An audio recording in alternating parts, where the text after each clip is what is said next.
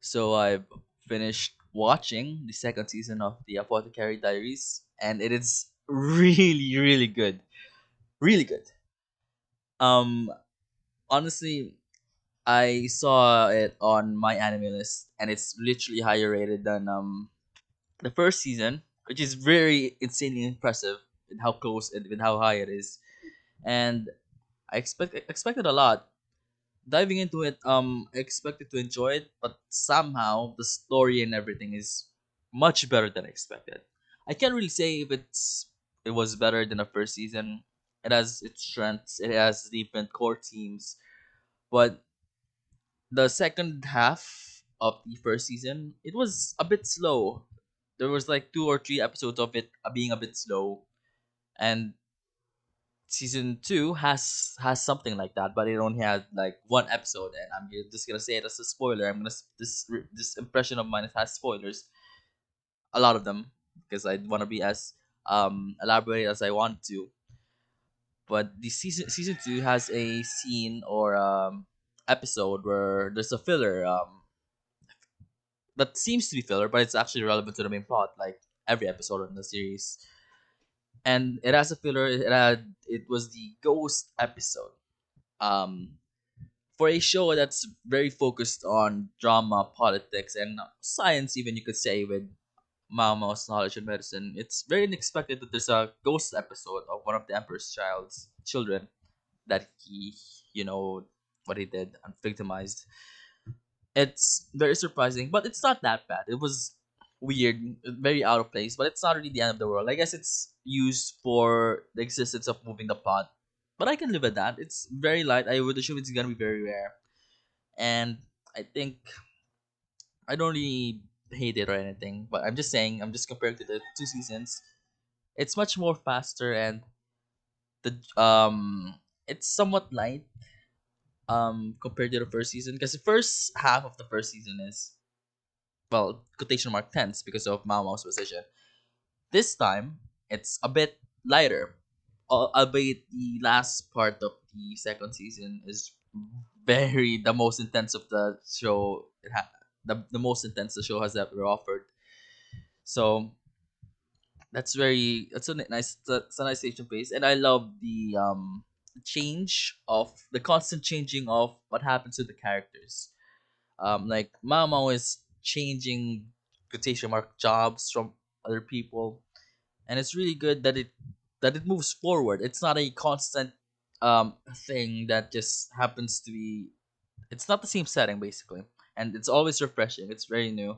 It's very natural, and it makes sense really, considering how valuable she is. She of course goes to different places. She investigates other different stuff, and it's very fun. Albeit I can't understand it as good because my brain's not that smart, but I can see the amount when I look back at it. I sit down after watching the episode, rewatch it a couple of times, um, try to understand things for a significant while, I'd even say, and understand the genius of writing it. You can clearly see its genius and its effort and love made into it. You can tell from the series that the author really loves mysteries as well as ancient Chinese dramas and politics. I can really feel it, and while I can't fully understand it, well, partly because I'm not as smart as the author, of course, and maybe perhaps the limited runtime of the anime, you can really see and feel, and I still appreciate it. I can still wholeheartedly appreciate it because, well, how can you not? It's not badly written. It's complex. It's good. It makes sense. And similarly to season one, it builds things up to a turning point in the future or the future episodes, and that very turning point is a great experience. It is a good build up. It is a good conclusion. Well, I would say good conclusion since it's not necessarily a happy ending, but it has a really well written knot tying knot. If things, I mean, it's a good way. It wraps itself up very nicely, and it's very delicate and well crafted. Is what I'm saying. And And when they show you how it everything ties together, it just makes you feel, damn, that's so good. It just makes you feel very you just get slapped with literary proficiency and story writing ingenious. Is what I'm saying. Sorry, I can't even speak. It's just that good. It's really struggles for me to describe just how great the show is. And my rambling ass, my unprepared rambling ass without a script cannot do it any justice. So you should really watch it. It's really just that good. It is so good, in fact, that I would really, I think, if I were not in a different position where I were not busy with my uni, I would definitely read the light novels because it is really just that interesting. Man, but that's a plot. Now let's go to the characters. Mao, Jinshi, and there's other couple people who's been the focus. There's Shaolan, there's Shisui, there's Sure. There's characters that got introduced. Well, not introduced. That got more fleshed out, and then there have been more of the focus to them. It's been they have their own story. They have their own storylines, and it's quite nice. It's quite refreshing. We moved from Lady Gyokyo, albeit she's still relevant, of course, in the story. But we moved from her to other people, and it really just revolves around the real palace. And the amount of characters that I have to remember and their names is really confusing. Like who's Shisui, who's Shenlei, um who's Shaolan, who's it's really overwhelming, and the amount of things that happens in the family tree, the former emperor, his wife, Tao. Sorry, I already forgot her name. Taho or something. There's so much things to remember, man, and all these characters are very significant. They're all well written, and it really just overheats my brain. But there's a lot of good characters, and the characters evolve the characters relate to each other very significantly, and they really matter. I don't think there's a lot of characters here you can consider as a background character. They kind of change statuses. Like, well, there's obviously the protagonist. There's Mama and Jinshi, but they, even though they're side characters officially, they don't feel as irrelevant as you would normally think on other animes. Like you'd see a character that exists for just comedy relief. They don't really provide much. Every character here provides something to the story, and they're all relevant. They don't just exist just for entertainment value. They have significant lore value. Well, you can argue it's not the same for Shaolan, but no, it's actually even a little servant girl that Mamo's friends with is significant to the plot because it she literally drives the plot forward. Like seriously, Mao Mao taught her to Mao Mao saved her by creating ice cream for Lolan. She's and that would end up resulting in Jinshi helping her with the kitchen and everything. And that incident drives the two to be closer together. That albeit it's not instant, of course, it's a long slow burn basically for their relationship. And again, these characters are significant. They all really matter, even if they're not main characters. And you can feel that, and that's something I really appreciate because the author really makes it and really makes an effort to make sure the screen time and everybody does their part and to delivering a conclusion to a specific arc that makes the reader or watcher appreciate just what happened really. Because no matter the position, they could be a servant girl or a high ranking concubine or literally the emperor or Jinshi. They want to well they want to matter, and they do, which is really great. Again, I've been rambling again and again and again, but speaking of the characters, I'm going to be speaking about Mamao and Jinshi. Now, Mamao and Jinshi, they got closer, kind of, but there's a couple of things that's offing me. Jinchi, I feel like initially my first impression was on him was he doesn't really look that pretty. I see a lot of fangirls, I reckon, who fangirls on him, like him getting shit with Mao Mao, and I didn't really. It's not that I didn't like it. I mean, it's a bit overwhelming. I mean, there's a lot of stuff to appreciate, like the politics and stuff. It's just overwhelmed with the amount of shipping to the two, when their moments is kind of very few. The author wants the romance to be a subplot that just happens naturally, albeit a slow burn. So um I just felt like there's a lot of things to praise the or talk about the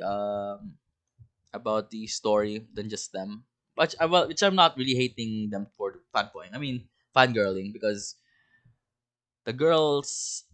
I mean the two. I mean most of the fans are probably fangirls or people my age or maybe younger or teenagers.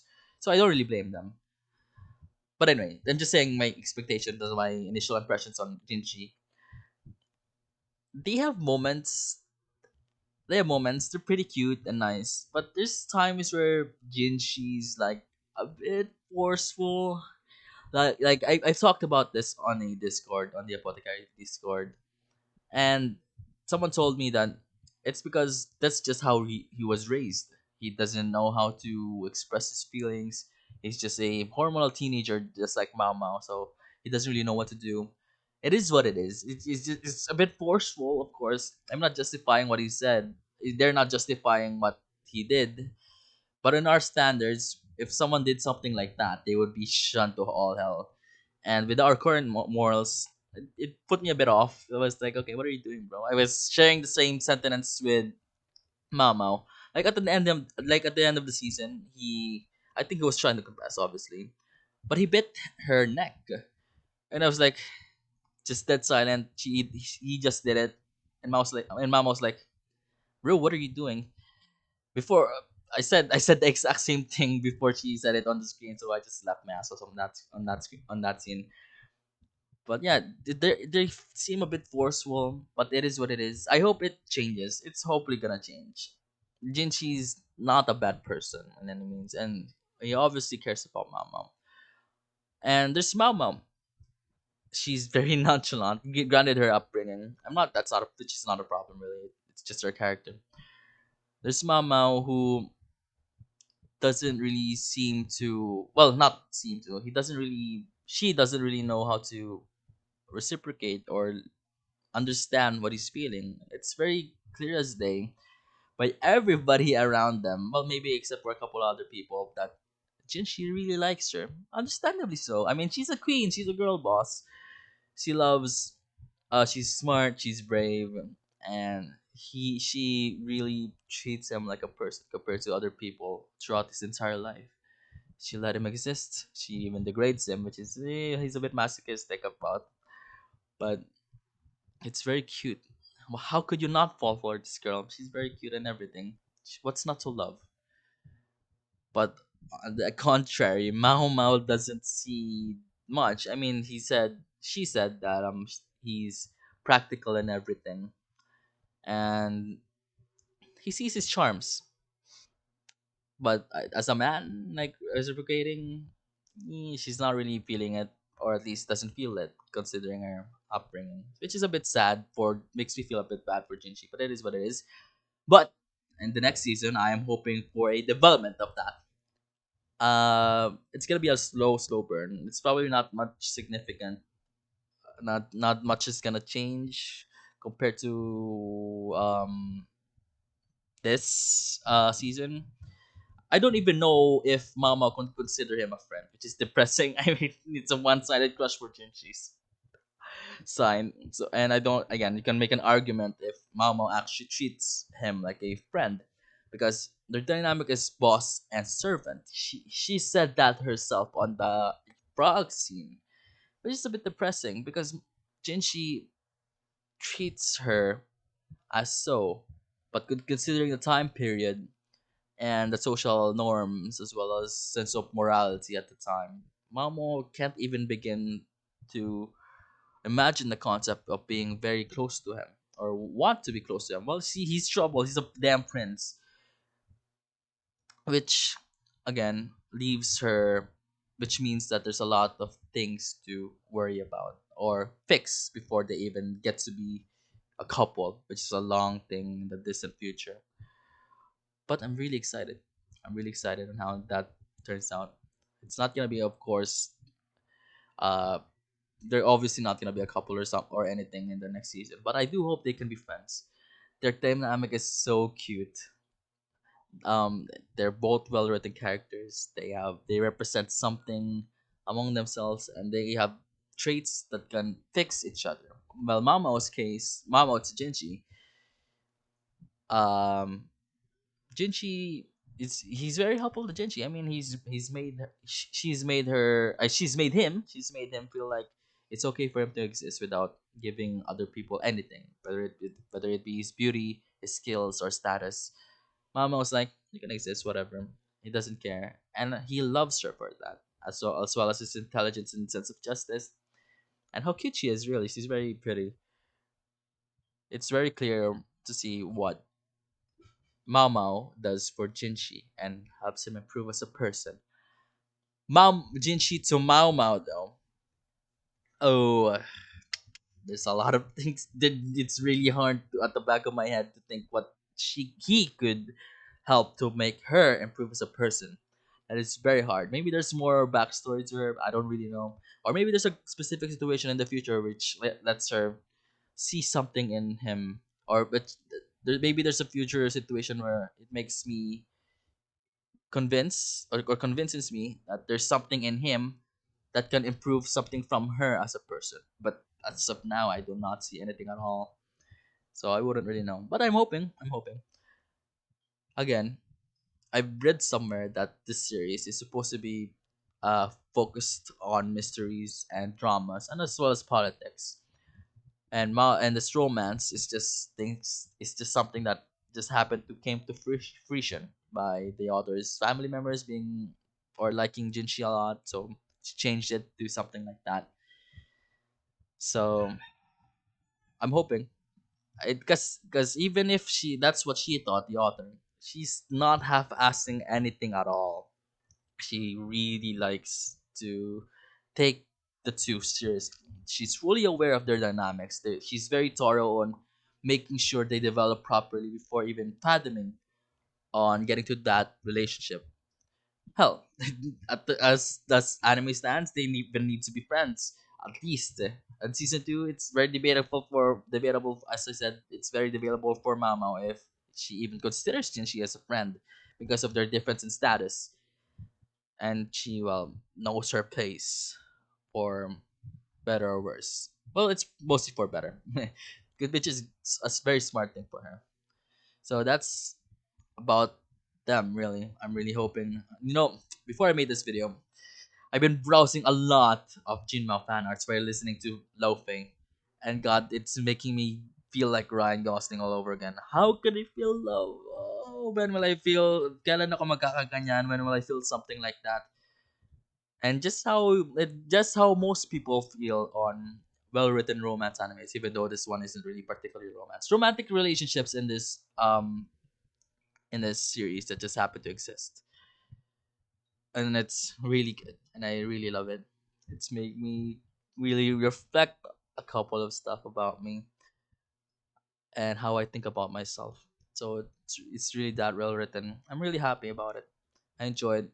I hope season 3 comes soon, and I get to see more of them.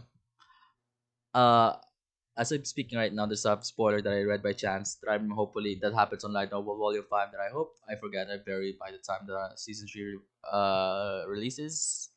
It's an intimate moment between Jinshi and Maomao, and I don't like that it's lingering at the back of my head. I'm trying to forget it. I hope I forget it, and I'll just let it be. And I hope I can experience it like it's the first time, and I hope it happens much later on the third season. It's a Night Novel Volume 5.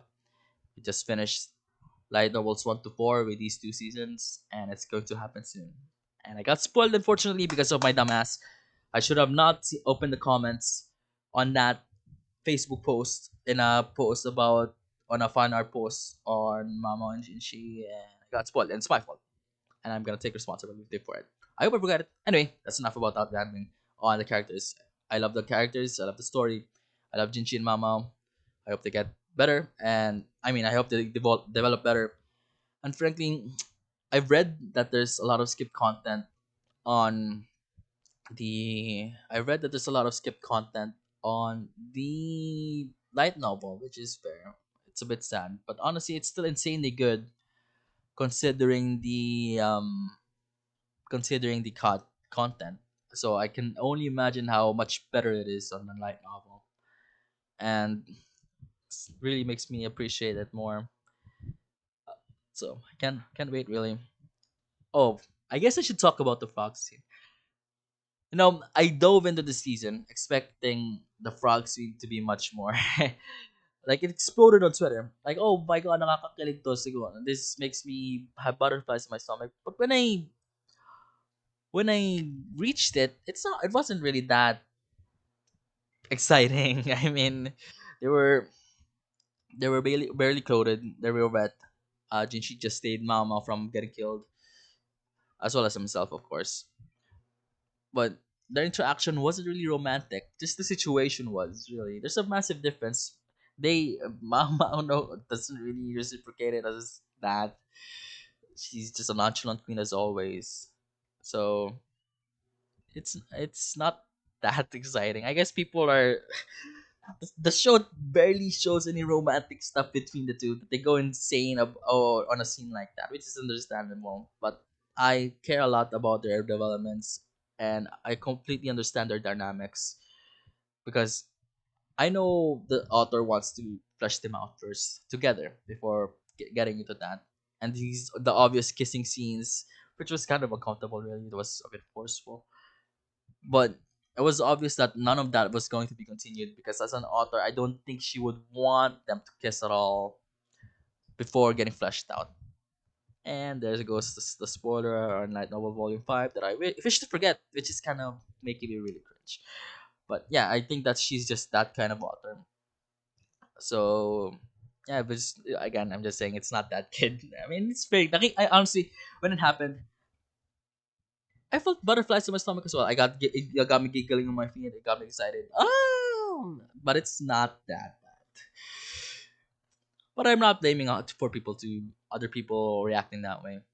And then that frog scene, it was I'm a bit cringing out that apparently Mao Mao called his frog a magnificent frog on the light novel. But on the anime, at most, she called it pretty large for a frog at most. I think that phrasing, shifting from comedy to something toned down for who knows why, is kind of cringe. It would have elevated the moment for sure. It would have elevated the moment for sure. But they didn't bother. I don't know why. It's not like it's explicit. It's a joke that also makes sense. Calling his thing magnificent. So I just find that a bit cringe. But yeah, it's just a minor complaint. I mean, it didn't diminish me up the overall experience of it.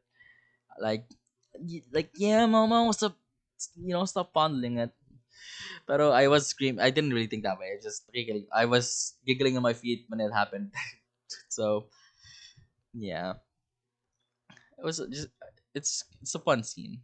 Apparently, I read on Twitter that it was on all the Jinmao scenes.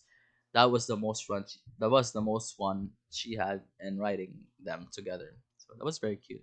The author's really good, by the way. She's very active on Twitter, sharing trivia and lore about the story.